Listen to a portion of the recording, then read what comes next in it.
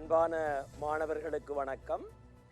மற்றுமொரு குருகுலம் கல்வி நிகழ்ச்சியினூடாக உங்களை சந்திப்பதில் மிகவும் மகிழ்ச்சி. நாங்கள் வணிக கல்வி பாடத்தில் தரம் 12 தொடர்பான மீட்டல் விரிவுரைகளை இந்த தொலைக்காட்சி நிகழ்ச்சியினூடாக இப்போது தந்து கொண்டிருக்கிறோம். அந்த வகையில் இன்றைய குருகுலம் நிகழ்ச்சியில் நாங்கள் 11வது தேர்ச்சி வியாபாரம் சம்பந்தமாக உங்களுடன் பேச இருக்கின்றோம். இந்த வியாபாரம் என்பது 40 பாடசாலை பாட வேளைகளை கொண்ட ஒரு அலகாக இருக்கும். 6-7 தேர்ச்சி மட்டங்களை கொண்ட இந்த அலகை நாங்கள் பார்க்கிறோம். இதனுடைய அடிப்படையான சில விடயங்கள் தரம் 10-11 நீங்கள் அறிந்திருந்தாலும் விரிவான விடயங்களை இங்கே இருந்து நாங்கள் ஆரம்பிக்கின்றோம். எனவே வியாபாரம் என்ற அந்த 11வது தேர்ச்சியில் இருந்து 3வது தேர்ச்சி மட்டம் வியாபாரம் சம்பந்தமான ஒரு அறிமுகத்திலிருந்து நாங்கள் ஆரம்பிக்கிறோம். 2 மணித்தியாலங்கள் இந்த வியாபாரம் விரிவுரை இடம்பெறும். அதை தொடர்ந்து உங்களுக்கான கடந்த ஓரிரு வருடங்களுக்கான வினாக்களை நான் செய்து அந்த வியாபாரம் என்ற பகுதியை முடிக்கிறோம். தரம் 12னுடைய 11வதும் நிறைவானதுமான தேர்ச்சியாக இருக்கும். முதலில் வியாபாரம் என்றால் என்ன? அதற்குரிய வரவிலக்கணத்தை நாங்கள் பார்க்கிறோம். வியாபாரம் நீங்கள் இந்த ஸ்கிரீன் பார்க்கலாம். வியாபாரம் என்பது பொருட்களும் சேவைகளும் பணத்தினை அல்லது பணப்பெறுமதியுடைய சாதனையை அடிப்படையாக கொண்டு இலாப நோக்கத்துடன் பரிமாற்றம் அல்லது உரிமை மாற்றம் செய்யப்படுகின்ற ஒரு செயல் நெறி. அதுக்கு நாங்கள் பயன்படுத்தும் இந்த இவ்வளவு 4-5 வரிகள் விளக்கம் இருந்தாலும் கூட பிள்ளைகள் இங்கே ஒரு சொல் போதுமானது. வியாபாரம் என்பது உரிமை மாற்றம். கொள்வனவாளரிடம் விற்பனையாளரிடமிருந்து கொள்வனருக்கு பொருட்கள் உரிமை மாற்றம் செய்யப்படுதல். அந்த உரிமை மாற்றம் என்ற சொல் அந்த வரவிலக்கணத்தின் அடிப்படையான ஒரு கீ டேர்ம்ஸ் ஆக ஒரு மிக முக்கியமான சொல்லாக அங்கே வரும். வியாபாரம் என்றால் என்ன? பொருட்கள் சேவைகள் விற்பனையாளரிலிருந்து கொள்வனவாளருக்கு உரிமை மாற்றம் செய்யப்படுதல். That's all. அவன் வியாபாரத்துக்கான விளக்கம். ஆனால் அது ஒரு அழகுபடுத்துகிற பொழுது, வரவிலக்கணமாக நாங்கள் அமைத்து கொடுக்கின்ற பொழுது நீங்கள் பார்த்து கொண்டிருக்கிற இந்த வரவிலக்கணம் மிக பொருத்தமானதாக இருக்கும். பொருட்களும் சேவைகளும் பணத்தினை அல்லது பணப்பெறுமதியுடைய சாதனங்களை கொண்டு, பணப்பெறுமதி கொண்ட சாதனங்கள் இலாப நோக்கத்துடன் ஒரு கட்சியினரிடமிருந்து இன்னொரு கட்சியினருக்கு, விற்பனையாளரிடமிருந்து கொள்வனவாளருக்கு உரிமை மாற்றப்படுகின்ற செயல் நெறி, கைமாற்றம் செய்யப்படுகின்ற செயல் நெறி. அந்த உரிமை மாற்றம் என்ற டேர்ம்ஸ் மிக முக்கியம். பிள்ளைகள், ஒரு வரவிலக்கணத்தை நாங்கள் எழுதுகிற போது அந்த வரவிலக்கணத்தில் சில கலை சொற்கள் மிக முக்கியமானவை. எவ்வளவோ விடயங்களை சொல்லலாம். ஒரு முயற்சியாண்மைக்கான வரவிலக்கணம் கொடுக்கின்ற போது தாக்கம் என்ற கலை சொல் மிக முக்கியமானவை. அதே போலத்தான் வியாபாரத்தில் உரிமை மாற்றம் என்பது முக்கியம். இந்த வியாபாரம் 2 பிரிவுகளாக பிரிக்கப்படுகிறது. 2 கூறுகள். ஒன்று உள்நாட்டு வியாபாரம், இன்னொன்று வெளிநாட்டு வியாபாரம் அல்லது சர்வதேச வியாபாரம் என்று சொல்லுவோம். அதற்குரிய வரிப்படத்தை பாருங்கள். ஒரு ஃபைனல் எக்ஸாம் பேப்பர்ல இந்த வரிப்படம் கூட கேள்வி. வியாபாரம் 2 பிரதான பிரிவுகளை கொண்டதாக இருக்கும். ஒன்று உள்நாட்டு வியாபாரம், அடுத்து வெளிநாட்டு வியாபாரம். உள்நாட்டு வியாபாரத்தில் பிள்ளைகள் 2 பிரிவுகள் காணப்படும். ஒன்று மொத்த வியாபாரம், இன்னொன்று சில்லறை வியாபாரம். வெளிநாட்டு வியாபாரத்தில் 2 கூறுகள் காணப்படும். ஒன்று ஏற்றுமதி வியாபாரம், இன்னொன்று இறக்குமதி வியாபாரம். இந்த வரிப்படத்தை போட்டு சில வெற்றிகளை விடுகிற போது வகையில நீங்கள் காணப்படலாம். தொடர்ந்து பாருங்க பிள்ளைகள். உள்நாட்டு வியாபாரம் என்றால், உள்நாட்டு வியாபாரம் என்பது ஒரு நாட்டுக்குள்ளே, அந்த நாட்டின் வரையறுக்கப்பட்ட அரசியல் ரீதியான எல்லையினுள்ளே காணப்படுகின்ற உள்நாட்டவர்களால், ஒரு நாட்டுக்குள்ளே இருக்கக்கூடிய அந்த உள்நாட்டவர்களால் உள்நாட்டு நாணயங்களை அல்லது கொடுப்பனவு முறைகளை பயன்படுத்தி உள்நாட்டு வணிக சட்டங்களுக்கு அமைவாக பொருட்கள் சேவைகள் பரிமாற்றம் செய்யப்படுகின்ற பொழுது அதற்கு நாங்கள் உள்நாட்டு வியாபாரம் என்ற சொல்லை பயன்படுத்த முடியும். இப்போ உள்நாட்டு வியாபாரம் நீங்க வெறும் சிம்பிளா சொல்லலாம், ஒரு நாட்டுக்குள்ளே இடம்பெறும் வியாபாரம் என்று சிம்பிளா சொல்ல முடியும். ஆனால் அந்த வரவிலக்கணம் எதுக்கும் ஒரு வரையறை இருக்கிறது. அதுக்கு ஒரு வரவிலக்கணம் நாங்கள் கொடுக்கிற போது குழப்பம் இல்லாமல் அதை கேட்கிறவருக்கும் அந்த நோட்ஸை வாசிக்கிறவருக்கும் விளங்கக்கூடிய மாதிரி இருக்கும். உள்நாட்டு வியாபாரம் என்றால் உள்நாட்டுக்கு இடம்பெறுவது உள்நாட்டு வியாபாரம் என்று சொல்லிவிட்டால் அங்கே ஒரு பெர்ஃபெக்டான ஒரு ஆன்சர் வர. ஒரு நாட்டின் வரையறுக்கப்பட்ட அரசியல் எல்லையினுள் அந்த நாட்டில் காணப்படும் இருதரப்பினர்கள், அது விற்பனையாளர் கொள்வனவாளர்களுக்கு இடையில் உள்நாட்டு நாணயங்களை அல்லது அங்கீகரிக்கப்பட்ட கொள்வனவு முறைகளை பயன்படுத்தி உள்நாட்டு வணிக சட்டங்களுக்கு அமைவாக பொருட்கள் சேவைகளின் உரிமை மாற்றம் மேற்கொள்ளப்படுகின்ற போது அது உள்நாட்டு வியாபாரமாக வரும். நான் ஏற்கனவே சொன்னது போல இந்த உள்நாட்டு வியாபாரம் என்பது 2 கூறுகளை கொண்டது. ஒன்று பிள்ளைகள் மொத்த வியாபாரம், இன்னும் ஒரு சில்லறை வியாபாரமாக வரும். அதுல நாங்கள் முதல்ல பார்க்க போகும் பிள்ளைகள் மொத்த வியாபாரம் என்றால் என்ன? இந்த மொத்த வியாபாரம் சில்லறை வியாபாரம் ரெண்டையும் வேறுபடுத்துகின்ற அடிப்படையான காரணி ஃபைனல் எக்ஸாமில் பலமுறை கேள்வி, கொள்வனவாளரின் நோக்கம். பிள்ளைகள் மீள் விற்பனை நோக்கத்திற்காக ஒரு கொள்வனவு இடம்பெற்றால் அது மொத்த வியாபாரம். இறுதி நுகர்வுக்கான ஒரு கொள்வனவு இடம்பெற்றால் அது சில்லறை வியாபாரம் என்று அழைக்கப்படும். ஒரு வியாபாரம் மேற்கொள்ளப்படுகின்ற நோக்கத்தின் அடிப்படையில் அங்கே மொத்த வியாபாரம், சில்லறை வியாபாரம், உள்நாட்டு வியாபாரத்தின் பிரிவுகள். மொத்த வியாபாரம் என்பது மீள் விற்பனைக்கானது. அப்ப மீள் விற்பனை நோக்கத்தின் அடிப்படையில் பண்டங்கள் சேவைகள், பொருட்கள் சேவைகள் மொத்த வியாபாரியிடமிருந்து சில்லறை வியாபாரிக்கு உரிமை மாறுகிறது. அந்த சில்லறை வியாபாரி தான் கொள்வனவு செய்த பொருட்களை மீண்டும் இறுதி நுகர்வுக்காக நுகர்வோருக்கு கைமாற்றம் செய்கின்றார். எனவே மீள் விற்பனை என்ற அந்த டெர்ம்ஸ் இங்கே வர வேண்டிய மிக முக்கியமான சொல்லாக இருக்கும். அடுத்த தலைப்பு, இந்த மொத்த வியாபாரம் சில்லறை வியாபாரம் சம்பந்தமான ஒரு தெளிவை நாங்கள் எடுக்கிறதுக்கு இந்த தலைப்பு உங்களுக்கு அவசியம். பங்கிட்டு சங்கிலி அல்லது விநியோக வழி, டிஸ்ட்ரிபியூஷன் கேனல் செயின் என்றால் என்ன? ஒரு உற்பத்தியாளரால் உற்பத்தி செய்யப்பட்ட பொருட்கள் இறுதி பாவனை நுகர்வோரின் கைகளுக்கு சென்று அடைகின்ற பாதையினை காட்டுகின்ற வரைபடம். ஒரு உற்பத்தியாளரால் உற்பத்தி செய்யப்படுகின்ற பொருட்கள் இறுதி நுகர்வோருக்கு சென்று அடைகின்ற அந்த வழியினை, அந்த பாதையினை காட்டுகின்ற வரைபடம் தான் பங்கிட்டு வழி அல்லது பங்கிட்டு சங்கிலி, ஆங்கிலத்தில் டிஸ்ட்ரிபியூஷன் கேனல் என்று சொல்லுவோம். இந்த டிஸ்ட்ரிபியூஷன் கேனல் எப்படி இருக்கும்? நுகர்வோர் பொருளுக்கான பங்கிட்டு முறைகள் இவ்வாறு காணப்படும். நுகர்வோர் பொருளின் பங்கிட்டு முறை எப்படி இருக்கும்? ஒரு உற்பத்தியாளர் நேரடியாக நுகர்வோருக்கு வழங்கலாம். உற்பத்தியாளர் நேரடியாக நுகர்வோருக்கு வழங்குகிற போது அது நேர் விநியோகம், நேர் பங்கீடு, அதுதான் நேரடி விற்பனையாகவும் வரும். நேர் விநியோகம், நேர் பங்கீடு என்பது ஒரு விற்பனை முறை, ஒரு பங்கீட்டு முறை, ஒரு விநியோக முறை. அது மட்டுமல்லாமல் அது ஒரு மேம்படுத்தல் முறையாகவும் சந்தைப்படுத்தலுக்கு வரும், காலம் வரும்போது பார்க்கலாம். அடுத்தது, உற்பத்தியாளர் மொத்த வியாபாரி சில்லறை வியாபாரிகளாக பொருட்கள் சென்று சேர்வது. மொத்த வியாபாரியை நீக்குகின்ற இன்னொரு போக்குகிறது. மொத்த வியாபாரி செய்கின்ற செலவுகள், சேர்க்கின்ற லாபங்களை தவிர்ப்பதற்காக மொத்த வியாபாரியை நீக்கி போட்டு சில்லறை வியாபாரி கூடாக பொருட்கள் வழங்கப்படலாம். அதே போல முகவர்களுக்கூடாக மொத்த வியாபாரிக்கும் பின்னர் சில்லறை வியாபாரிக்கும் அதைத் தொடர்ந்து நுகர்வோருக்கும் வழங்கப்படலாம். இந்த பங்கிட்டு பாதையில் மொத்த வியாபாரிகளை நீக்குதல் என்ற ஒரு விஷயம் இருக்கிறது. அந்த நீக்குதலுக்கான நோக்கம் என்ன அப்படி என்று கேட்டால், மொத்த வியாபாரி செய்கின்ற செலவுகளை தவிர்ப்பது, மொத்த வியாபாரி சேர்க்கக்கூடிய லாபத்தை தவிர்ப்பது. அதன் மூலமாக பங்கிட்டு பாதையில் ஒரு நடுவரை அகற்றுகின்றோம். அகற்றுவதன் மூலமாக பொருளின் விலையினை குறைக்க முடியும்.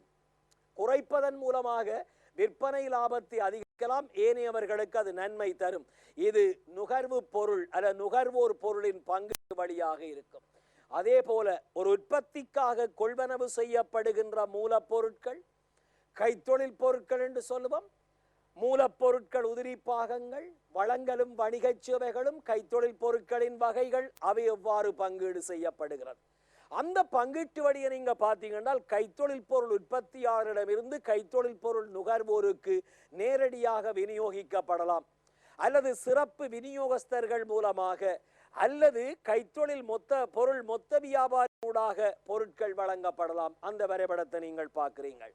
இது நுகர்வோர் பொருட்கள் மற்றும் கைத்தொழில் பொருட்களினுடைய பங்கிட்டு வழிமுறை அல்லது பங்கிட்டு பாதையை நீங்க பார்க்கிறீங்க. இந்த மொத்த வியாபாரத்தினுடைய பண்புகள் என்ன? மொத்த வியாபாரத்தினுடைய பண்புகள் என்றால் எத்தனை பண்புகள் சொன்னாலும் முதலாவது பண்பு பிரதான பண்பாக இருக்க வேண்டும்.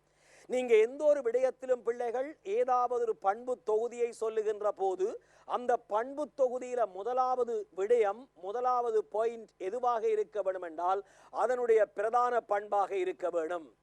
இந்த மொத்த வியாபாரத்தினுடைய பிரதான பண்பு இயல்பு என்னென்றால் மீள் விற்பனை நோக்கத்திற்காக பொருட்கள் உரிமை மாற்றப்படும். மொத்தமாக பொருட்கள் விற்பனை செய்யப்படும், களஞ்சியப்படுத்தி வைக்கப்படும். நகர்ப்புறத்தில் அமைவிடத்தை கொண்டிருக்கும். ஏனென்றால் துணை சேவைகள், போக்குவரத்து, களஞ்சிய வசதிகள், இவையெல்லாம் தொடர்பாடல் வசதிகள், வங்கி வசதிகள் அவசியமாக இருக்கும்.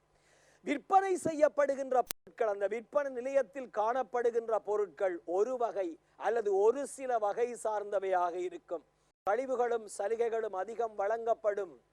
நிறுவனத்தினுடைய தள அமைப்பு, தள கோலம் நுகர்வோரை கவரக்கூடிய வகை அமைந்திருக்க தேவையில்லை. ஏன்னா மொத்த வியாபாரம் என்பது நேரடியாக சில்லறை வியாபாரியையும் உற்பத்தியாளரையும் தொடர்பு படுத்துவது. அங்கே போக்குவரத்து செய்யக்கூடிய வசதிகளும் பொருத்தமான களஞ்சிய அமைப்பும் இருந்தால் போதுமானது. மேம்படுத்தல்கள் அதிகம் மேற்கொள்ளப்படும். ஏனைய வியாபாரங்களோடு ஒப்பிடுகின்ற போது விலை மட்டம் குறைவாக இருக்கும். காரணம், ஒரு அலகுக்கு சேர்க்கப்படுகின்ற லாபத்தினுடைய அளவு மொத்த வியாபாரத்தில் குறைவு. சில்லறை வியாபாரத்தில் ஒரு அலகுக்கு சேர்க்கப்படுகின்ற லாபத்தின் அளவு அதிகமாக இருக்கும். பொருட்கள் கொள்வனவு செய்கின்ற போது அதிக அளவு பொருட்களுக்கு கட்டளையிட்டு பெற்றுக் கொள்ளப்படும். அப்ப விற்பனை புரள்வு அதிகமாக இருக்கும். அது மொத்த வியாபாரத்தினுடைய பண்புகளாக இருக்கும். தொடர்ந்து பிள்ளைகள், மொத்த வியாபாரத்தி இடம்பெறுகின்ற கருமங்கள், ஒரு மொத்த வியாபாரியால் மேற்கொள்ளப்படுகின்ற பணிகள் அல்ல மொத்த வியாபாரத்தில் இடம்பெறுகின்ற கருமங்கள் என்ன? மொத்த வியாபாரி வேலைகளை என்ன, பணிகளை என்ன, கருமங்களை செய்கிறார்? ஒன்று, உற்பத்தியாளரிடமிருந்து பொருட்களை மொத்தமாக கொள்வனவு செய்கிறார். அதை களஞ்சியப்படுத்தி வைக்கிறார். விற்பனைக்கு தயார்படுத்துகிறார், விற்பனை செய்கிறார். பொருட்கள் தரம் பிரிக்கிறார், தரப்படுத்துகிறார், செய்கிறார், கொண்டு செல்கிறார்.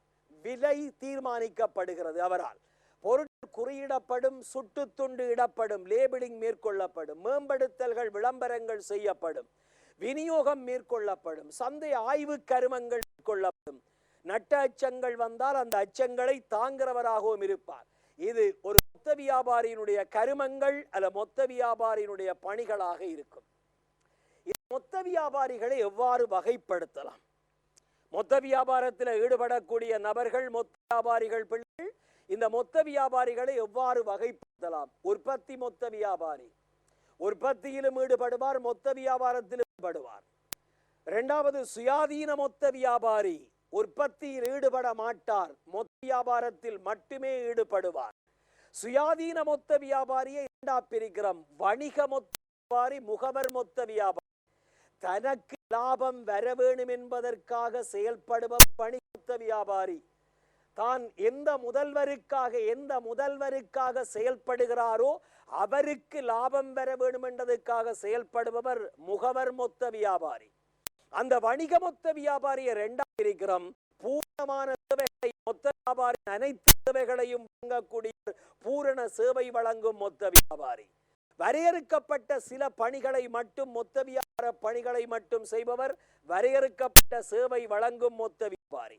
எனவே மொத்த வியாபாரிகளை வகைப்படுத்தி கொண்டிருக்கிறோம். உற்பத்தி மொத்த வியாபாரி, சுயாதீன மொத்த வியாபாரி.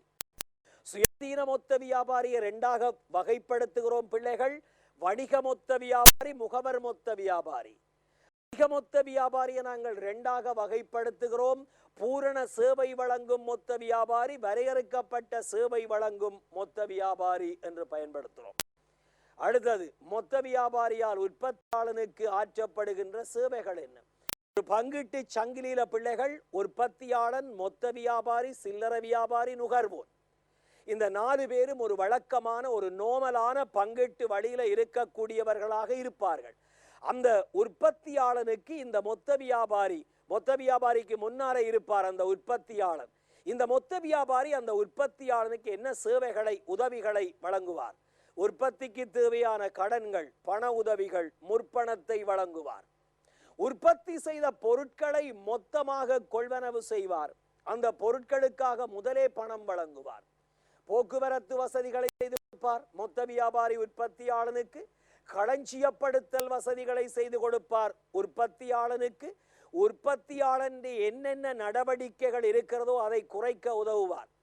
அந்த உற்பத்தியாளனுக்கு சந்தை பற்றிய தகவல்களை கொடுப்பார். சந்தை ஆய்வு தகவல்கள், மொத்த வியாபாரிக்குத்தான் தெரியும் சந்தையில் என்னென்ன தேவைகள் நுகர்வோருக்கு இருக்கிறது. எனவே சந்தை ஆய்வுகளை செய்து தகவல்களை மொத்த வியாபாரி உற்பத்தியாளனுக்கு கொடுப்பார். அதே போல ஒரு மொத்த வியாபாரியால் சில்லறை வியாபாரிக்கு என்ன சேவைகள் உதவிகள் வழங்கப்படும்? இது அடுத்து பொருட்களை சிறிய சிறிய அளவில் தொகுதியாக விற்பனை செய்தல். ஒரு உற்பத்தியாளரிடமிருந்து மொத்த வியாபாரி பெருந்தொகையில பொருட்களை வாங்குவார். அந்த மொத்த வியாபாரி வாங்கிய பெருந்தொகையான பொருட்கள்ல இருந்து சில்லறை வியாபாரிக்கு எவ்வளவு பொருட்கள் தேவையோ அந்த தேவைக்கேற்ப பொருட்களை வழங்குவார். அந்த பொருட்களை கடன் அடிப்படையில் சில்லறை வியாபாரிக்கு விற்பனை செய்வார். சில்லறை வியாபாரி கொள்வனவு செய்த பொருட்களை சில்லறை வியாபார ஸ்தாபனத்துக்கு எடுத்து செல்லும் வரை மொத்த வியாபாரி தன்னுடைய களஞ்சியத்தில் இடமளிப்பார். அந்த பொருட்களை சில்லறை வியாபார நிலையத்துக்கு எடுத்து சென்று கொண்டு சென்று ஒப்படைப்பார். சில்லறை வியாபாரிக்காகவும் விளம்பரங்களை செய்வார். மொத்த வியாபாரி சில்லறை வியாபாரிக்கு கழிவுகளையும் விசேட சலுகைகளையும் ஏன் வியாபார நடவடிக்கைகள் பற்றிய ஆலோசனைகளையும் செய்வார். அப்ப இது ஒரு மொத்த வியாபாரியால் சில்லறை வியாபாரிக்கு வழங்கப்படும் சேவை. எனவே நீங்கள் பார்த்து கொண்டிருக்கிற தலையங்கம் பார்த்து முடிச்ச இந்த சின்ன தலையங்கம் மொத்த வியாபாரம். மொத்த வியாபாரம் என்றால் என்ன? மொத்த வியாபாரத்தினுடைய பண்புகள் என்ன? ஒரு ஒழுங்கில பாடமாகினா அப்படியே மெமரியில் நிற்கும். மொத்த வியாபாரத்தினுடைய பண்புகள் என்ன? மொத்த வியாபாரத்தின் வகைகள் என்ன? இந்த மொத்த வியாபாரியை பங்கிட்டு சங்கிலிருந்து ஏன் நீக்கிறார்கள்? இந்த விடயம் சொன்னால் அந்த நீக்கலுக்கு மொத்த வியாபாரி விடமாட்டார். அவர் உற்பத்தியாளராகவோ சில்லறை வியாபாரியாகவோ மாறி தன்னுடைய இருப்பை உறுதிப்படுத்திக் கொள்வார். அதுக்கு பிறகு மொத்த வியாபாரி வழங்கப்படுகின்ற சேவைகள் உற்பத்தியாளனுக்கும் சில்லறை வியாபாரிக்கும் என்ன சேவைகள் வழங்குவார் என்று பார்த்திருக்கிறோம். தொடர்ந்து பார்க்கிற பிள்ளைகள் உள்நாட்டு வியாபாரத்தின் 2வது பிரிவு சில்லறை வியாபாரம். நான் ஏற்கனவே சொன்னான், சில்லறை வியாபாரம் என்பது இறுதி நுகர்வு நோக்கத்தின் அடிப்படையில். மொத்த வியாபாரத்தையும் சில்லறை வியாபாரத்தையும் வேறுபடுத்துகின்ற போது அடிப்படை காரணி கொள்வனவு நோக்கம். பல வேறுபாட்டு காரணிகள் இருந்தாலும் கூட அடிப்படை காரணி கொள்வனவு நோக்கம். மீள் விற்பனைக்கான கொள்வனவு இடம்பெற்றால் மொத்த வியாபாரம், இறுதி நுகர்வுக்கான கொள்வனவு இடம்பெற்றால் அது சில்லறை வியாபாரம். எனவே சில்லறை வியாபாரத்துக்கான வரவிலக்கணம் பார்க்கின்ற பொழுது இறுதி நுகர்வு நோக்கத்தின் அடிப்படையில் என்ற அந்த முக்கியமான சொல், அந்த டேர்ம்ஸ் வர வேண்டும். இறுதி நுகர்வு நோக்கத்தின் அடிப்படையில் பொருட்களும் சேவைகளும் உரிமை மாற்றம் செய்யப்படுதல். அந்த உரிமை மாற்றத்துக்கு நாங்கள் சொல்லக்கூடிய பெயர் சில்லறை வியாபாரம் என்று சொல்லுவோம். அடுத்தது நாங்கள் பார்க்கிறோம் சில்லறை வியாபாரத்தின் பண்புகள். நான் ஏற்கனவே சொன்னது போல எத்தனை பண்புகள் வாழும் பிள்ளைகள், அடிப்படையான பண்பு பிரதான பண்பு முதலாவதாக வர வேணும். அந்த பிரதான பண்பு இறுதி நுகர்வு நோக்கம் கருதி வியாபாரம் இடம்பெறும். நுகர்வோர் அதிகமாக செறிவாக இருக்கக்கூடிய அமைவிடத்தை கொண்டிருக்கும். மொத்த வியாபாரம் எங்கேயோ ஒரு ஓரத்திலே ஒரு சிட்டியிலே ஒரு முலை ஒரு எங்கேயோ ஒரு பகுதியில இருக்கலாம். ஆனால் சில்லறை வியாபாரம் நுகர்வோருடன் நேரடியாக சம்பந்தப்பட்டிருப்பதால் நுகர்வோர் செறிவாக இருக்கக்கூடிய இடத்தில் அமைவிடத்தை கொண்டிருக்கும்.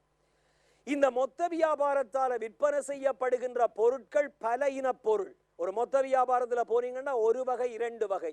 அரிசி மொத்த வியாபாரம், கோதுமை மா மொத்த வியாபாரம், இப்படி இருக்கும். ஆனா ஒரு சில்லறை கடைக்கு நீங்க போனீங்கள் என்றால் அந்த சில்லறை வியாபாரத்துக்குள்ளே அத்தியாவசிய பொருட்கள், அழகு சாதன பொருட்கள், அத்தனை வகை பொருட்களும் அங்கே காணப்படும்.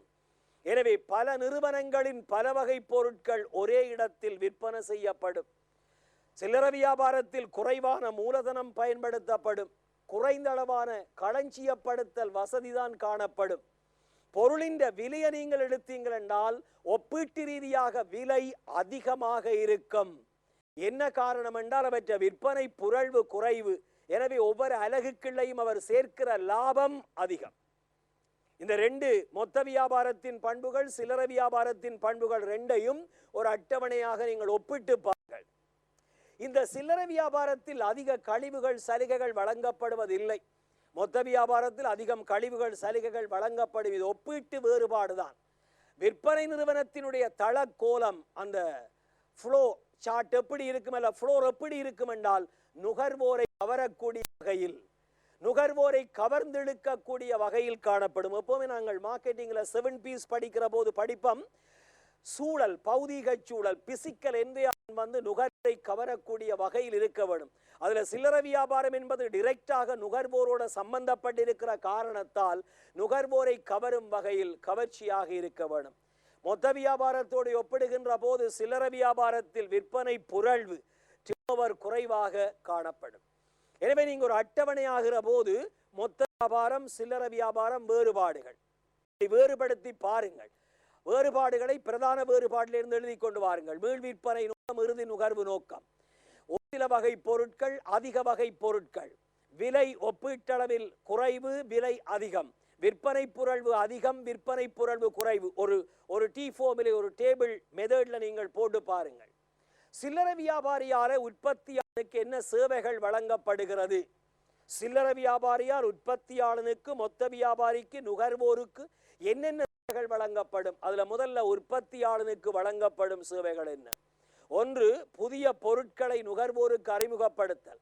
இந்த உற்பத்தியாளர் எத்தனையோ புதிய பொருட்களை அறிமுகப்படுத்தும் போது அதை சில்லறை வியாபாரி தான் மக்களிடம் கொண்டு போய் சேர்ப்பார். அப்ப மொத்த வியாபாரியின் புதிய வகை பொருட்களை நுகர்வோருக்கு அறிமுகப்படுத்தல்.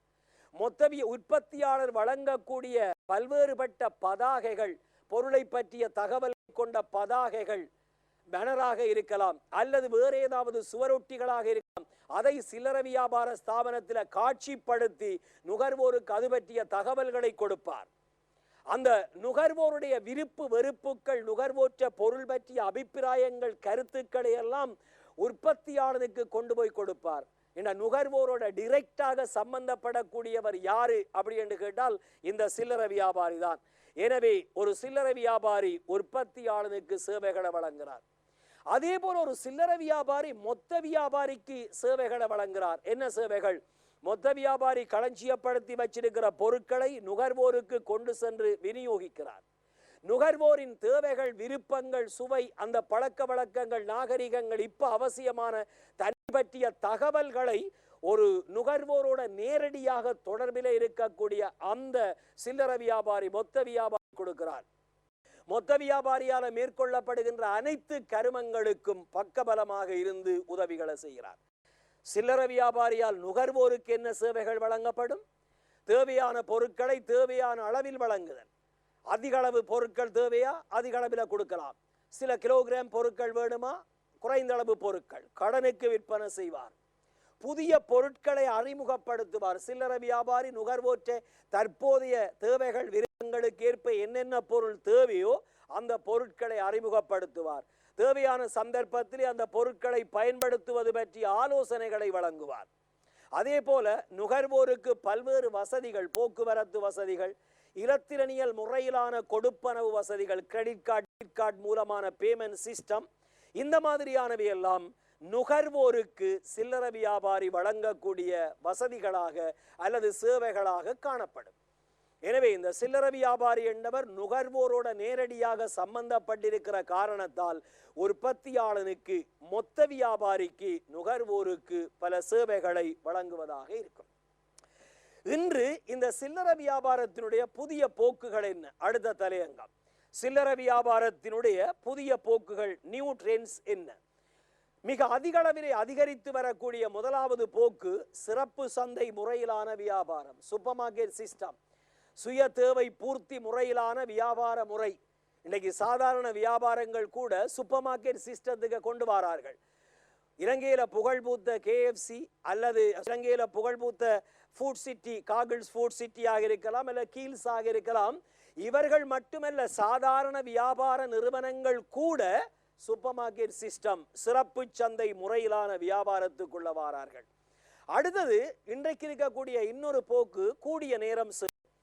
சில பல ஆண்டுகளுக்கு முன்னாலே ஒரு சில்லறை வியாபாரம் என்ன, காலையில் 9 மணிக்கு திறந்து பின்னரம் 5 மணிக்கு மூடும் என்ற வரையறைகள் இருந்தது.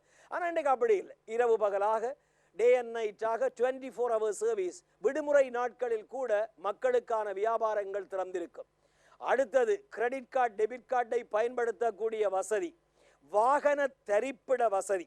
இன்றைக்கு நகர்ப்புறங்களில் இருக்கக்கூடிய சில்லறை வியாபாரங்கள் எதிர்நோக்கிற பெரிய சவால் என்னென்றால், வாகனத்தில் ஒரு கார்ல வரக்கூடியவர் தன் பர்ச்சேசிங்கை செய்ய முன்னாலே அந்த காரை பார்க் பண்றதுக்கு அவருக்கு ஒரு இடம் தேவை. இன்றைக்கு வாகன தரிப்பிடங்கள் சில்லறை வியாபாரங்களால் ஏற்படுத்தி கொடுக்கப்படும். அது சூப்பர் மார்க்கெட்டுகள் மட்டுமல்ல, ஏனையவையும். அடுத்தது இலத்திரனியல் முறையிலான சில்லறை வியாபாரம், ஆன்லைன் பர்ச்சேசிங், ஆன்லைன் ரிட்டைலிங் என்று சொல்லுவோம். அதே போல நேரடி சந்தைப்படுத்தல்கள், டைரக்ட் மார்க்கெட்டிங் என்று சொல்லுவோம். இன்றைக்கு சில்லறை வியாபாரத்தில் ஒரு நியூ ட்ரெண்ட் என்னென்றால் விற்பனை அகங்களற்ற சில்லறை வியாபாரம், இடமற்ற சில்லறை வியாபாரம். கொள்வனவாளர் ஒரு முனையில இருப்பார், சில்லறை வியாபாரி இன்னொரு முனையில இருப்பார்கள். நேருக்கு நேர சந்திக்கிற சந்தர்ப்பம் இல்லாமல் ஆன்லைன் மூலமாக விற்பனைகள் இடம்பெறுகிறது. அதே போல அது நாங்கள் டிஜிட்டல் மார்க்கெட்டிங் என்று சொல்லுவோம், அல்ல டைரக்ட் மார்க்கெட்டிங் என்று சொல்லுவோம், ஆன்லைன் மார்க்கெட்டிங் என்று சொல்லுவோம். இந்த மாதிரியானவை விற்பனை அகங்களற்ற அல்லது இடங்களற்ற சில்லறை வியாபாரமாக இருக்கும். இது ஒரு புதிய போக்கு. சில்லறை வியாபார ஸ்தாபனங்கள்ல பார்த்தீங்கன்னா டிஜிட்டல் முறையிலான அளவு கருவிகள் உங்களுக்கு தெரியும். அதே போல பார்கோட் முறையிலான பார்கோட், அந்த பொருட்களில் ஒட்டப்படுகிற அந்த பார்கோட்டை வச்சுக்கொண்டு பார்கோட் ரீடர் மூலமாக வேகமாக பொருட்களின் அளவை, விலையை அறிந்து கொள்ளலாம். சிசிடிவி கேமராக்கள் மூலமாக சில்லறை வியாபாரங்கள் மேற்பார்வை செய்யப்படுகிறதாவே அங்கே மோசடிகளோ தவறுகளோ இடம்பெறும் சந்தர்ப்பம் குறையும். அப்ப இது சில்லறை வியாபாரத்தில் நவீனமயப்படுத்தல். உரிய நேர தந்திரோபாய முறை பின்பற்றப்படுதல், ஜஸ்ட் இன் டைம் என்று சொல்லுவோம். எது எப்ப தேவையோ அந்த பொருட்கள் அப்போது வழங்கப்படுதல். இது ஆபரேஷன் மேனேஜ்மெண்ட்ல உற்பத்தியோட சம்பந்தப்படுத்தி நாங்கள் கதைப்போம். நவீன முகாமைத்துவ நுட்பங்கள் பின்பற்றப்படுதல், 3R concept, 4R concept, 5S concept, அல்லது நவீன முகாமைத்துவ அணுகுமுறைகள், நேர முகாமைத்துவமாக இருக்கலாம், வேறு ஏதாவது முகாமைத்துவ நுட்பங்களை பின்பற்றுவது. சேவை வழங்கும் நிறுவனங்கள் சிலவற்றோடு இணைந்து செயல்படுவது. லாவ் சூப்பர் மார்க்கெட் வந்து கேஸ் டெலிவரி நிலையத்தோடு இணைந்து செயல்படுகிறார். அதே போல KFC வந்து அங்கே நீங்கள் பார்த்தீங்கன்னா ஃபுட் சிட்டி வந்து காகிள்ஸ் ஃபுட் சிட்டி வந்து KFCயோட இணைந்து உணவகத்தோடு இணைந்து செயல்படுகிறார். அல்லது சில சூப்பர் மார்க்கெட்டுகளுக்கு அருகில பக்கத்தில் சில உள்ளுக்குள்ள ATM வசதிகள், வங்கி சேவைகள் வழங்கப்படுகிறது. அப்ப இது வேறு சேவை வழங்கும் நிறுவனங்களோடு இணைந்து செயல்படுவதாக இருக்கும். தன்னியக்க விற்பனை இயந்திரங்கள், ஆட்டோமேட்டட் சிஸ்டத்தில் பொருட்கள் வழங்கப்படுதல், இயந்திரங்கள் மெஷின் மூலமாக பொருள் வழங்கல். இப்போ நாங்கள் கோகா கோலா டின்னி எடுக்க வேணும்னா கோயினை போட்டு அடித்தோம்னா கோகா கோலா வரக்கூடிய மாதிரி, இது கூட ஒரு சில்லறை வியாபாரம் தான். அப்போ இவையெல்லாம் சில்லறை வியாபாரத்தினுடைய நவீன இன்றைய போக்குகளுக்குள்ளே அடங்கக்கூடிய விடயமாக இருக்கும். இந்த சில்லறை வியாபாரங்களை நாங்கள் வகைப்படுத்துகிறோம் பிள்ளைகள். அடுத்ததாக சில்லறை வியாபாரங்களை வகைப்படுத்துகிற போது நிலையற்ற, நிரந்தரமற்ற சில்லறை வியாபாரங்கள், இடத்துக்கிடம் நகர்ந்து செல்லக்கூடியவை, அது சாதாரணமான பேமெண்ட்ல இருக்கக்கூடிய வியாபாரங்களாக இருக்கலாம், அல்லது விழாக்கால கடைகளாக இருக்கலாம், அல்லது கூவி விற்றலாக இருக்கலாம். இந்த மாதிரியான விடயங்கள் எல்லாம் நிலையற்ற சில்லறை வியாபாரங்கள். இன்னும் சில நிலையான சில்லறை வியாபாரங்கள். இப்போ நிலையான சில்லறை வியாபாரங்களை பார்த்தீங்கள் என்றால் இந்த லிஸ்டில் பகுதி கடைகள், ஒரு நிறுவனம் ஒரு கூரைக்கு கீழே பல பகுதிகளாக பிரிக்கப்பட்டு ஒவ்வொரு பிரிவிலும் ஒவ்வொரு வகை பொருள் வழங்கப்படும். இன்றைக்கு அந்த பகுதி கடைகளின் அளவு கொஞ்சம் குறைந்து விட்டது. நாங்கள் இன்றைக்கு பார்க்குற காகிள்ஸ் ஃபுட் சிட்டி என்ற சூப்பர் மார்க்கெட் ஒரு காலத்தில் பகுதி கடையாகத்தான் இருந்து பிறகு சிறப்பு சந்தையாக மாற்றப்பட்டது.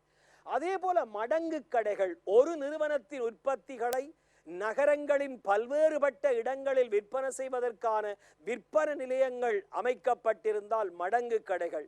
இப்போ உதாரணத்துக்கு பாட்டா ஒரு மடங்கு கடை வகுதியாக வரும். அதே போல சிறப்பு சந்தைகள், சூப்பர் மார்க்கெட், அதை நாங்கள் தனியவும் பார்க்க இருக்கிறோம். அதே போல உயர் சந்தைகள், ஹைப்பர் மார்க்கெட் என்று சொல்லுவோம்.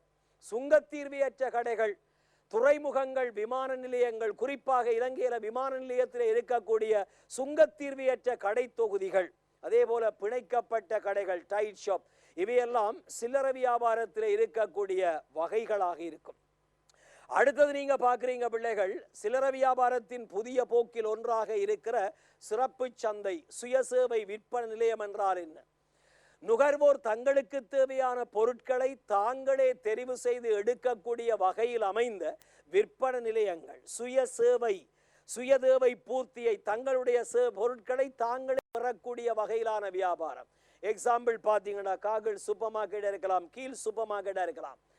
இந்த சிறப்பு சந்தையினுடைய பண்புகள் என்ன? மிக முக்கியமான அடிப்படையான பண்பு சுயசேவை முறையில் தனக்கு தேவையான பொருளை நுகர்வோன் தானே எடுக்கக்கூடிய, தெரிவு செய்யக்கூடிய சந்தர்ப்பம்.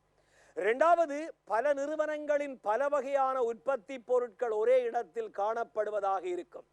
உயர்ந்த வாழ்க்கை தரம் கொண்ட நுகர்வோரை இலக்கு வைத்து மேற்கொள்ளப்படுவதாக இருக்கும். விற்பனை பணியாளர்கள் குறைவாக இருப்பார்கள். கொள்வனவாளர்களுக்கு அதிகரித்த சலுகைகள் வழங்கப்படும். கிரெடிட் கார்டு, டெபிட் கார்டு மூலம் கொள்வனவு வசதி, வாகன தரிப்பிட வசதி, அந்த மாதிரியான அமைப்புகள், கவர்ச்சிகரமான தளக்கோலம், அமைவிடம் வந்து குளிரூட்டப்பட்டு பல்வேறுபட்ட வசதிகளோட அழகாக காணப்படும்.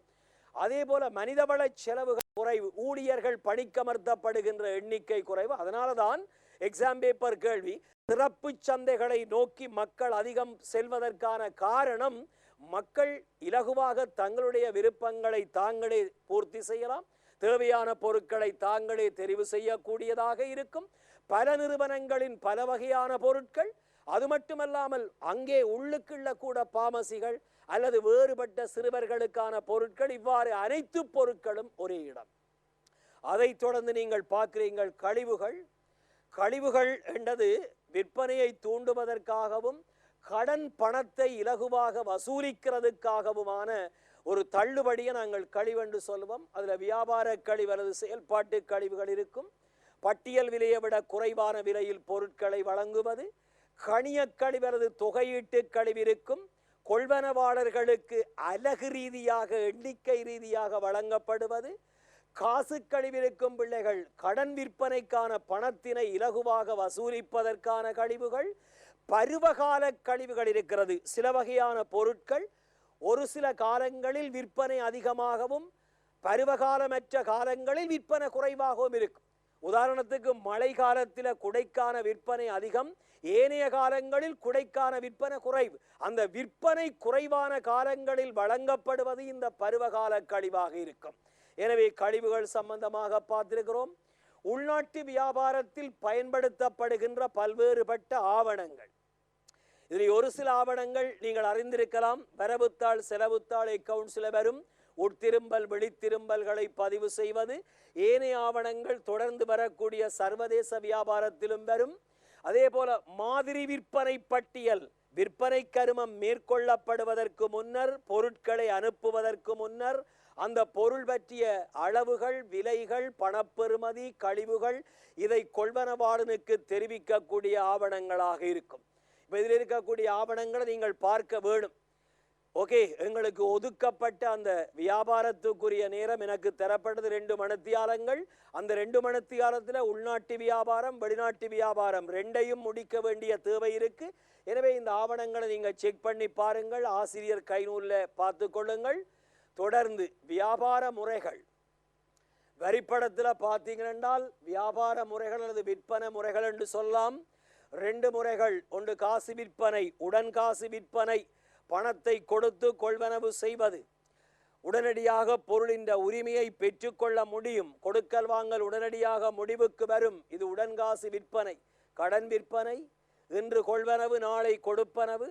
அதில் வாடகை கொள்வனவு, தவணை முறை கொள்வனவுகள் இருக்கிறது. வாடகை கொள்வனவு என்பது நடைமுறையில் இருக்கிறது இலங்கையில். வாடகை கொள்வனவு என்பது மோட்டார் வாகனங்களின் விற்பனைக்காக அறிமுகப்படுத்தப்பட்டு இன்று பல்வேறுபட்ட கைத்தொழில் உற்பத்தி பொருட்களை விற்பனை செய்கின்ற ஒரு முறை. ஒரு பொருளின் பெறுமதியில குறிப்பிட்டளவு தொகை பெறுமதி உடனடியாக செலுத்தப்பட வேண்டும். மிகுதி தொகை சம தவணை கட்டணங்களாக தொடர்ந்து செலுத்தி பொருளின் உரிமையை பெறக்கூடிய முறை வாடகை கொள்வனவு. இலங்கையில நுகர்வோர் கடன் சட்டம், நிதி கம்பெனிகள் சட்டம் என்பன இந்த வாடகை கொள்வனவை கட்டுப்படுத்துவதாக இருக்கும். அது பற்றிய தகவல்களை பார்த்து கொள்ளுங்கள். வாடகை கொள்வனவு நேரடி விற்பனையாகவும் நிதி கம்பெனிகள் மூலமான விற்பனையாகவும் மேற்கொள்ளப்பட முடியும். எனவே இது விற்பனை முறைகள் அல்லது வியாபார முறைகள் என்று கருதக்கூடியதாக இருக்கும். இதைவிட சிறப்பு விற்பனை முறை இருக்கிறது பிள்ளைகள். கேள்வி பத்திர முறை அல்லது கேட்பு முறை ஒன்று, டெண்டர் சிஸ்டம். ஏல விற்பனை முறை, ஆக்ஷன் என்று சொல்லுவோம். இந்த அரசாங்கத்துறை நிறுவனங்களில் பொருட்களை கொள்வனவு செய்கின்ற போது அல்லது ஏதாவது வேலைகளை மேற்கொள்கின்ற போது கேள்வி பத்திரங்கள் கோரப்பட வேணும். அதுதான் அரசாங்கத்தின் நிதி பிரமாணமாகவும் எஃப்ஆர் ஆகவும் இருக்கும். எனவே கேள்வி பத்திரங்கள் மூலமான கொள்வனவு விற்பனை இடம்பெறுவது ஒரு சிறப்பு விற்பனை முறை.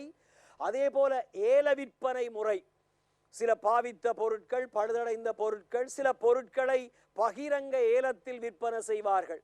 அந்த பொருளின் உரிமையாளர் சார்பாக ஏலமிடுபவர் பொருளுக்கான இழிவு விலையை சொல்ல, அதனைத் தொடர்ந்து பகிரங்கமான விலைகள் பல பேரால் போட்டி அடிப்படையில் கேட்கப்பட்டு உயர்ந்த விலை கேட்பவனுக்கு பொருட்கள் கைமாறுவது ஏல விற்பனை முறை, ஆக்ஷன் என்று சொல்லுவோம். எனவே இது சிறப்பு விற்பனை முறைகளாக இருக்கும். அதை தொடர்ந்து இந்த விற்பனை முறையில் இன்னொன்று பார்க்கிறோம், நேரடி விற்பனை, டைரக்ட் ட்ரேட் என்று சொல்லுவோம். பங்கிட்டு வழியில், பங்கிட்டு பாதையில், விநியோக பாதையில் நடுவர்கள் இல்லாமல் நேரடியாகவே ஒரு உற்பத்தியாளன் இறுதிப்பாவனை நுகர்வோருக்கு பொருட்களை வழங்கினால், ஒரு உற்பத்தியாளன் இறுதிப்பாவனை நுகர்வோருக்கு பொருட்களை வழங்கினால் அது நாங்கள் நேரடி விற்பனை, நேரடி வியாபாரம் என்று சொல்லுவோம். இந்த நேரடி விற்பனை அல்லது நேரடி வியாபாரத்தால் உற்பத்தியாளனுக்கு நன்மைகளும் இருக்கும், தீமைகளும் இருக்கும். நேரடி விற்பனையால் என்ன நன்மைகள்? நடுவர்கள் இல்லை, மொத்த வியாபாரி இல்லை, சில்லறை வியாபாரி இல்லை. எனவே அவர் செய்கிற செலவு, சேர்க்கிற லாபங்கள் தவிர்க்கப்படும். எனவே குறைந்த விலையில் பொருட்கள் இறுதி நுகர்வோருக்கு வழங்கப்படும். அப்படி வழங்கப்படுகின்ற போது அந்த பொருளின் விற்பனை அதிகரிக்கும், லாபம் அதிகரிக்கும். நுகர்வோரோட நேரடியான தொடர்பாடல், தகவல் பரிமாற்றத்தை உற்பத்தியாளர் செய்யலாம். அப்ப நுகர்வோற்ற இன்றைய தேவைகள், நடைமுறை தேவைகள், விருப்பங்களை அறிந்து அதற்கேற்ப உற்பத்தியில் மாற்றங்களை, உற்பத்தி திட்டமிடல்களை மேற்கொள்ளக்கூடிய மாதிரி இருக்கும். அதேவேளை நேரடி விற்பனையில் ஈடுபடுவதால் உற்பத்திக்கு சில தீமைகளும் இருக்கும். உற்பத்தி நடவடிக்கையிலும் அதே வேளையில விற்பனை கருமத்திலும் இரண்டிலும் ஈடுபடுகிற போது உற்பத்தியில் முழு கவனமும் செலுத்த முடியாத ஒரு சூழல் ஏற்படலாம். அதிக மூலதனம், அதிக மனிதவள தேவை ஏற்படலாம். அதிக செலவுகள், மேந்தலை செலவுகள் ஏற்படலாம். சிலவேளை உற்பத்தியாளனுக்கு சந்தைப்படுத்தல் உபாயங்கள் அனுபவமின்மை காரணமாக, சந்தைப்படுத்தல் பற்றிய அனுபவமின்மை காரணமாக அந்த விற்பனை கருமத்தில் தோல்வி அடையலாம். எனவே இந்த நேரடி விற்பனையால் உற்பத்தியாளனுக்கு நன்மைகளும் உண்டு, தீமைகளும் உண்டு. நேரடி விற்பனையில் பொருட்களை நேரடியாக உற்பத்தியாளனிடமிருந்து கொள்வனவு செய்வதால் நுகர்வோருக்கு என்ன நன்மைகள்? நுகர்வோர் பெறக்கூடிய நன்மை, நடுவர்கள் இல்லை, அங்க மொத்த வியாபாரி இல்லை, சில்லறை வியாபாரி இல்லை. எனவே பொருட்களுக்கான விலை குறையும். அதன் மட்டுமல்ல, தரமான பொருட்களை விரைவாக கொள்வனவு செய்ய முடியும்.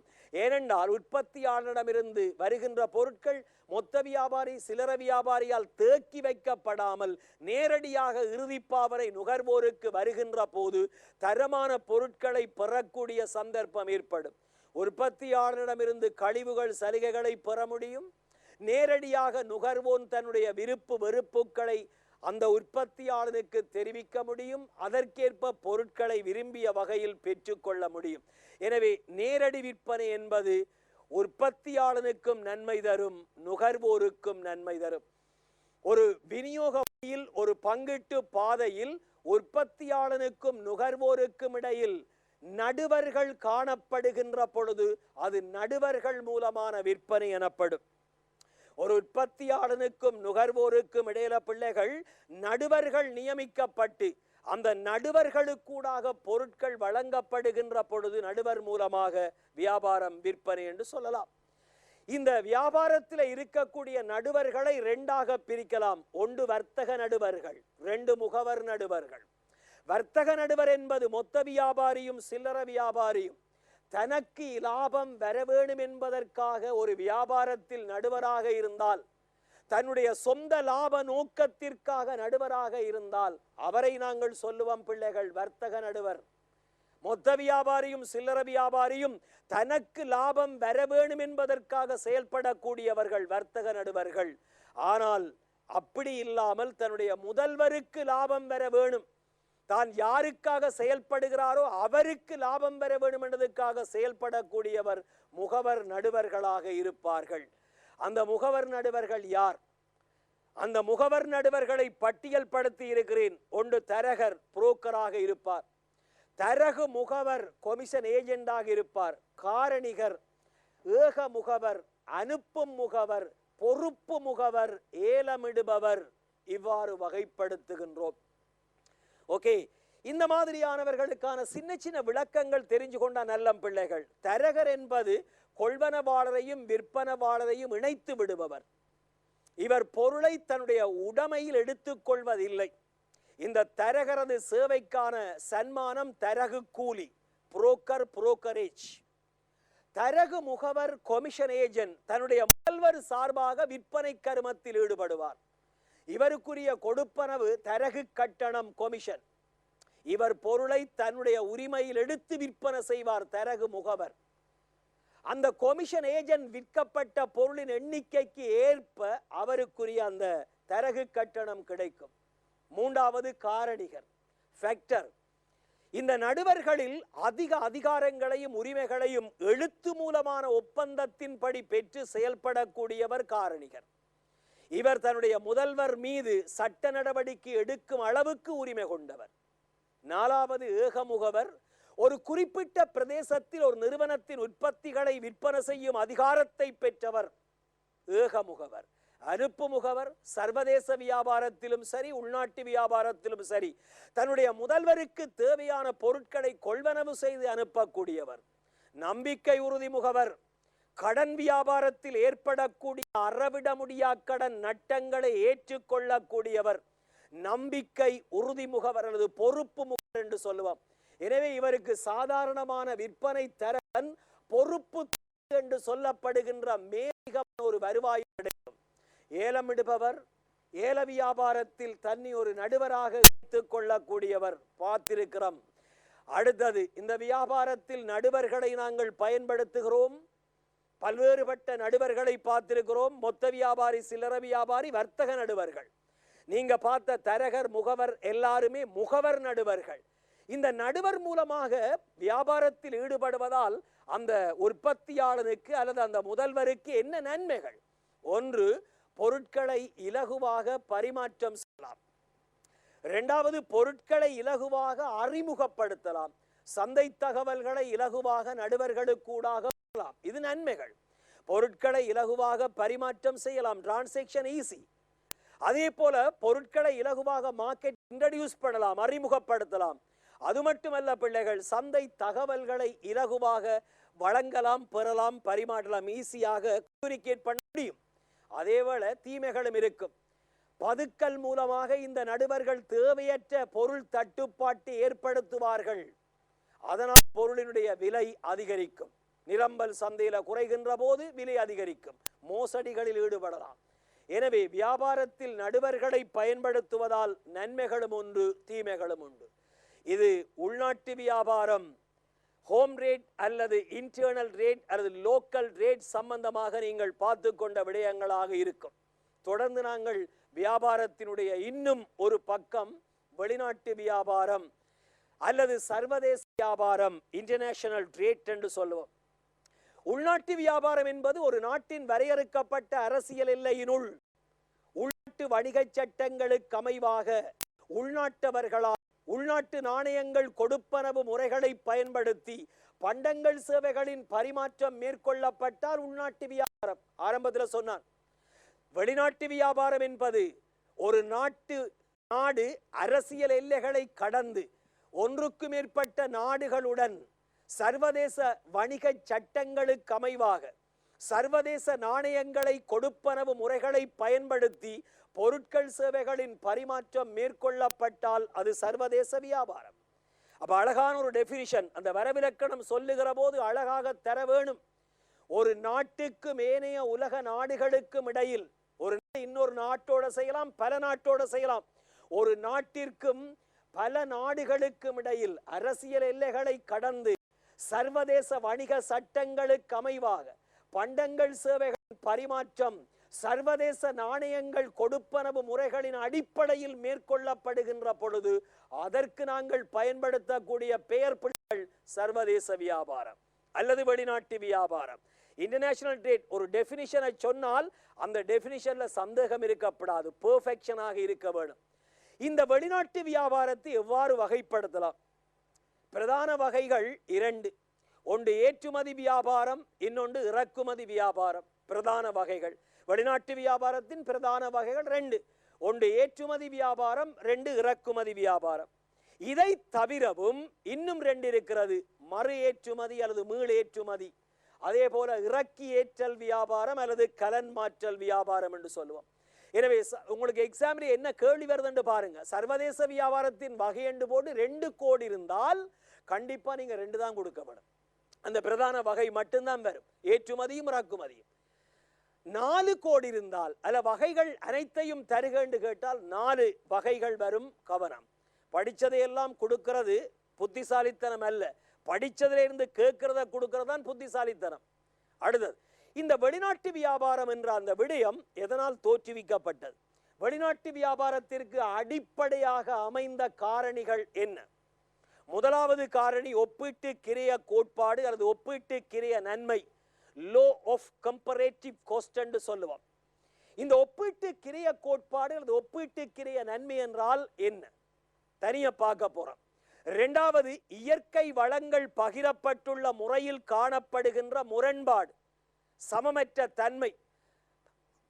சவுதி அரேபியா உட்பட மத்திய கிழக்கு நாடுகளில் பெட்ரோலியத்தை பெறக்கூடியதாக இருக்கிறது. காரணம், அங்கே இருக்கக்கூடிய காலநிலை, நில அமைப்பு, புவியியல் அமைப்பு, அந்த காரணத்தால் மத்திய கிழக்கு நாடுகளில் பெட்ரோலியம் சாத்தியமாக இருக்கிறது.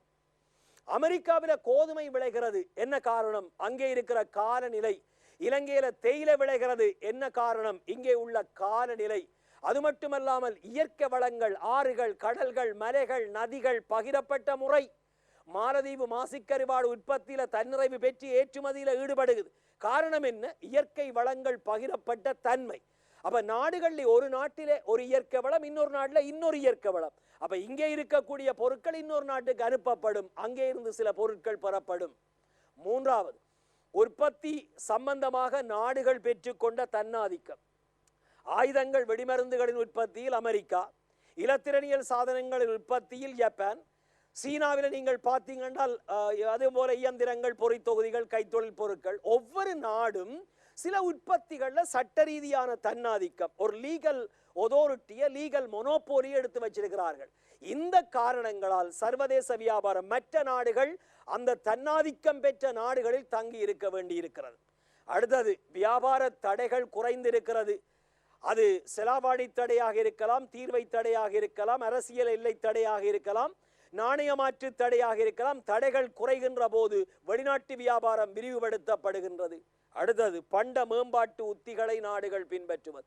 ஒவ்வொரு நாடும் தங்களோட உற்பத்திகளை கொண்டு சென்று ஒப்படைப்பதற்கு, ஜப்பான்ல பார்த்தீங்கன்னா இலத்திரனியல் சாதனங்கள் புதுசாக கண்டுபிடிக்கப்படுகிறது. மேம்பாட்டு உத்திகள். சீனாவில் பார்த்தீங்கன்னா இலத்திரனியல் கருவிகளை ஏனைய நாடுகளை விட குறைந்த விலையில் உற்பத்தி செய்யக்கூடியதாக, வழங்கக்கூடியதாக இருக்கிறது.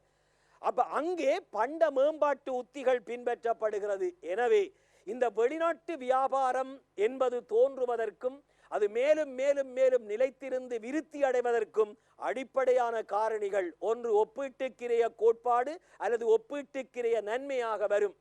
இரண்டாவது, இயற்கை வளங்கள் பகிரப்பட்ட அந்த அமைப்பில் உள்ள முரண்பாடுகள், சமமற்ற தன்மை, சீரற்ற தன்மை. மூன்றாவது, சில உற்பத்திகள் தொடர்பாக சில நாடுகள் பெற்றுக்கொண்ட சட்ட ரீதியான தன்னாதிக்கம், வியாபார தடைகள், கட்டுப்பாடுகள் தளர்த்தப்பட்டிருத்தல், பண்ட மேம்பாட்டு உற்பத்திகளை நாடுகள் பின்பற்றுதல். இந்த 5 காரணியில ஒப்பீட்டு அனுகூலம், ஒப்பீட்டுக்கிரைய கோட்பாடு என்றால் என்ன? இந்த ஒப்பீட்டுக்கிரைய கோட்பாடு, சர்வதேச வர்த்தகம் ஒப்பீட்டுக்கிரைய கோட்பாடு முழுநய கோட்பாடு என்ற அடிப்படையில் இடம்பெறுகிறது. அதுல முக்கியமானது, சர்வதேச வர்த்தகத்திற்கான மிக முக்கியமான காரணி ஒப்பீட்டு நய கோட்பாடு, லோ ஆஃப் கம்பரேட்டிவ் காஸ்ட். திறந்த பொருளாதாரம் இருக்கக்கூடிய நாடுகளில் அல்லது ஒரு நாட்டில் ஒரு பொருளை பெற்றுக்கொள்வதற்கு 2 மாற்று வழிகள் இருக்கிறது. ஒன்று, அந்த நாட்டில் உற்பத்தி செய்யலாம், அல்லது இன்னொரு நாட்டிலிருந்து இறக்குமதி செய்யலாம். ஒரு பொருளை உற்பத்தி செய்வதற்கான கிரயம் அதிகமா, இறக்குமதி செய்வதற்கான கிரயம் அதிகமா என்பது ஒப்பீடு செய்யப்பட்டு சந்தர்ப்ப செலவின் அடிப்படையில் எது சிக்கனமானதோ அதை மேற்கொள்ள வேணும். ஒரு பொருளை உற்பத்தி செய்வதற்கான கிரயமா அல்லது அதே பொருளை இறக்குமதி செய்வதற்கான கிரயமா அதிகம், எது குறைவு, எது குறைவானதோ அதை மேற்கொள்ள வேண்டும். கிரயங்கள் ஒப்பீடு செய்யப்பட்டு அனுகூலமான சிக்கனமான கிரியம் குறைவான நடவடிக்கையை அந்த நாடு தெரிவு செய்ய வேணும்.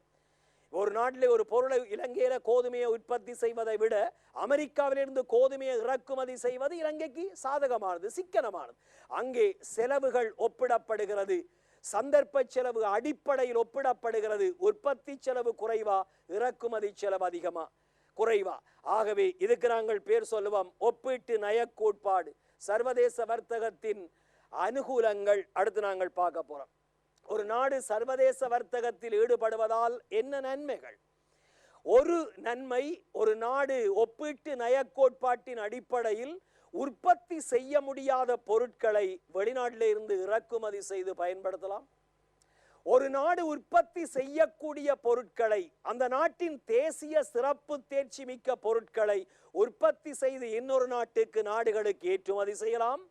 அப்ப இறக்குமதி ஏற்றுமதி என்ற ரெண்டு விடயங்கள் வரும் சர்வதேச வர்த்தகத்தின் நன்மை. இதன் மூலம் பொருளாதார சிக்கனம், எக்கனாமிக்கல் பெனிஃபிஷன், அது மட்டுமல்லாமல் அந்நிய செலாவணி வருமானங்களை உழைக்கலாம். ஏற்றுமதிகள் மூலம் நாடுகள் அந்நிய செலாவணி வருமானங்களை பெறலாம். புதிய நவீன தொழில்நுட்ப அறிவுகளை பெற்றுக்கொள்ளக்கூடியதாக இருக்கும். நவீன இயந்திரங்கள், கருவிகள், உபகரணங்கள், நுட்பங்களை வெளிநாடுகளிலிருந்து பெறுகின்ற போது இந்த நாடு அதிக நுட்ப அறிவுகளை பெற முடியும். அது மட்டுமல்லாமல் வேலைவாய்ப்பு, உற்பத்தி ஏற்றுமதி இறக்குமதி நடவடிக்கைகளின் மூலமாக வேலை வாய்ப்புகளை பெற முடியும். அப்ப வேலையின்மை, வறுமை குறைக்கப்படும். சர்வதேச வர்த்தகத்தில் ஈடுபடுவதன் மூலம் நாடுகளுக்கு இடையிலான நல்ல உறவு, தொடர்புகள், ஒத்துழைப்புகள் ஏற்படுத்தப்படும். உள்நாட்டில் இருக்கக்கூடிய எத்தனையோ பயன்படுத்தப்படாத வளங்கள் பயன்பாட்டுக்கு உட்படுத்தப்படும். ஏற்றுமதியில் ஈடுபடுவதற்காக உற்பத்தியில் ஈடுபடுகின்ற போது உள்நாட்டில் பயன்படுத்தப்படாத எத்தனையோ வளங்கள் உற்பத்தியில் ஈடுபடுத்தப்படும். அது மட்டுமல்லாமல் இந்த சர்வதேச வர்த்தக தொடர்புகளால் பன்னாட்டு பொருட்கள், சேவைகளை மக்கள் நுகரக்கூடிய அந்த சந்தர்ப்பத்தினால் மக்களினுடைய வாழ்க்கை தரம் மேம்படுத்தப்படும்.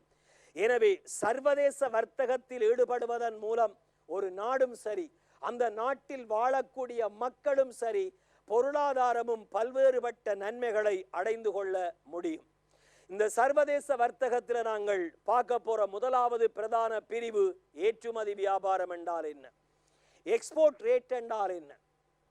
ஒப்பீட்டு நய கோட்பாட்டின் அடிப்படையில் அல்லது தேசிய சிறப்பு தேர்ச்சியின் அடிப்படையில் ஒரு நாடு தன்னுடைய நாட்டில் இருக்கக்கூடிய வளங்களை பயன்படுத்தி, உற்பத்தி காரணிகளை பயன்படுத்தி பொருட்களை உற்பத்தி செய்து அந்த பொருட்களை இன்னொரு நாட்டுக்கு அல்லது பல நாடுகளுக்கு ஏற்றுமதி செய்தல். அப்ப பொருட்களும் சேவைகளும் ஒரு நாட்டில இருந்து வேறு நாடுகளுக்கு ஏற்றுமதி செய்தல். அப்ப நாங்க சிம்பிளா இந்த டெபினிஷனை இங்க 2 வரியில முடிச்சிருக்கிறோம். அது நீங்க கொஞ்சம் பில்டப் பண்ண வேண்டும் என்றால் ஒப்பீட்டு நய கோட்பாட்டின் அடிப்படையில் அல்லது ஒரு நாடு தன்னுடைய நாட்டில் இருக்கக்கூடிய இயற்கை வளங்களை அடிப்படையாக கொண்டு தேசிய சிறப்பு தேர்ச்சியினை பயன்படுத்தி உற்பத்தி செய்யக்கூடிய, மலிவாக குறைந்த செலவில் உற்பத்தி செய்யக்கூடிய பொருட்களை பேரளவாக உற்பத்தி செய்து பல்வேறுபட்ட நாடுகளுக்கு வழங்குதல், ஏற்றுமதி செய்தல் ஏற்றுமதி வியாபாரம் என்று அழைக்கப்படும். இலங்கையில இருந்து ஏற்றுமதி செய்யப்படுகின்ற பொருட்கள் மத்திய வங்கி அறிக்கையின்படி 3 பிரதான பிரிவுகளாக உள்ளடக்கப்படும். தனிய பொருட்கள் மட்டுமல்ல, இலங்கையில சேவை ஏற்றுமதி செய்யப்படுகிறது. இங்கே நான் காண்பித்துக் கொண்டிருப்பது பொருட்கள் மட்டும். இலங்கையிலிருந்து சேவையும் ஏற்றுமதி செய்யப்படுகிறது. அது வீட்டு பணிப்பெண்களாக இருக்கலாம், வைத்தியர்களாக இருக்கலாம், பொறியியலாளர்களாக இருக்கலாம், அல்லது வங்கி சேவையாக இருக்கலாம், தொடர்பாடல் சேவையாக இருக்கலாம், துறைமுக சேவையாக இருக்கலாம். இவையெல்லாம் அங்கே சேவை ஏற்றுமதியாக வரும். பண்ட ஏற்றுமதி மட்டுமல்ல, சேவை ஏற்றுமதிகளும் உண்டு. இங்கே நாங்கள் மத்திய வங்கி அறிக்கையின்படி என்று பார்க்கிற விடயம் பண்ட ஏற்றுமதியினுடைய கூறுகள். அது கைத்தொழில் ஏற்றுமதிகளாக இருக்கலாம். இலங்கையினுடைய முக்கியமான கைத்தொழில் ஏற்றுமதி உங்களுக்கு தெரியும், தைக்கப்பட்ட ஆடைகள். அது ஒரு மீள் ஏற்றுமதியாகவும் இருக்கும், பின்னர் பார்க்கலாம். 2வது விவசாய ஏற்றுமதிகள். அது மரபு ரீதியான ஏற்றுமதிகளான தேயிலை, இறப்பர், தெங்கு ஆக இருக்கலாம். அல்லது மரபு ரீதியற்ற ஏற்றுமதிகளான மரக்கறிகள், பழங்கள் போன்ற பொருட்களாக இருக்கலாம். கனிப்பொருள் ஏற்றுமதி, அங்கே இரத்தின கற்கள் அல்லது இரும்புத்தாது, இப்படியான விடயங்கள் கைத்தொழில் சார்ந்த கனிப்பொருள் சார்ந்த ஏற்றுமதிகளாக இருக்கும். எனவே இலங்கை மத்திய வங்கி அறிக்கையின் மேற்கொள்ளப்படுகின்ற ஏற்றுமதிகளின் வகைப்படுத்தல் அதைத் தொடர்ந்து நாங்கள் பார்க்க போறோம் பிள்ளைகள், இலங்கையில இருந்து பொருட்களை ஏற்றுமதி செய்கின்ற போது ஒரு ஏற்றுமதியாளன் கடைபிடிக்க வேண்டிய நடைமுறைகள் என்ன? இலங்கையில இருந்து பொருட்களை ஏற்றுமதி செய்கின்ற பொழுது ஒரு ஏற்றுமதியாளன் பின்பற்றிய படிமுறைகள் என்ன? எவ்வாறு குறிப்பிட்ட ஏற்றுமதி செய்யக்கூடியதாக இருக்கும் நடைமுறை நடைமுறைகள் சர்வதேச வியாபாரம் சர்வதேச வியாபாரத்தில்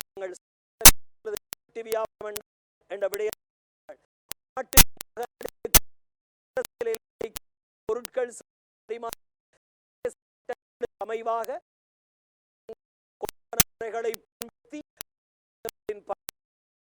போது சர்வதேச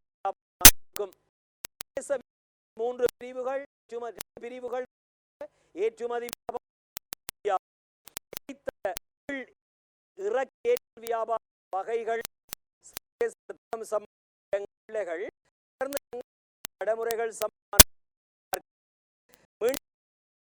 நாங்கள்